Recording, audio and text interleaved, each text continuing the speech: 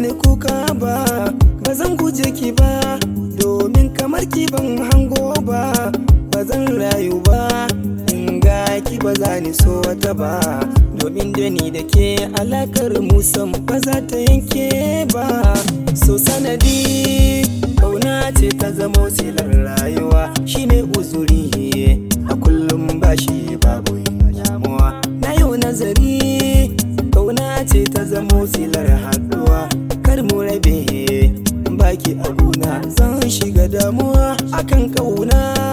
Lalle ki sani ba abin da ba zan yi ba, ina son ki baki a gona ni ba zan rayu ba. Shi ne yin so jarumi ne baya tsoron fargaba, sara suka ba su tsorata me so. Na yau nazari kin bari ni kina ta tunanin ni ba zan rayu ba. Zan so ki sani na samu gwanata ni ba zan damu ba. Tafi ki ado da kyan sura ba ta halin yan uba, ga ta fara gashi ba ta yin hali na yan zamani. Tana so na ina son ta har mun zama yan uwa, tana bindo ka umurni na ai bani ba damuwa.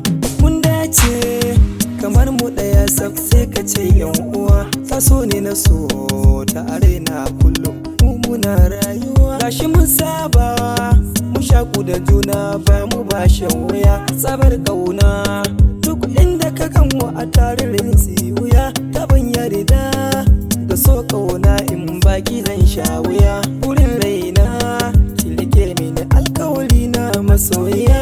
Ina son ki kina so na, sora me ba rabuwa. Ki bani kula na baki kula, kyawun halin ki ni na yaba. Ko ina zaki je zan bi ki mu je, wa za ya raba in ba rabbi ba. A ganni da ke a bar ni da ke, rabuwar mu kwarai sai da mutuwa.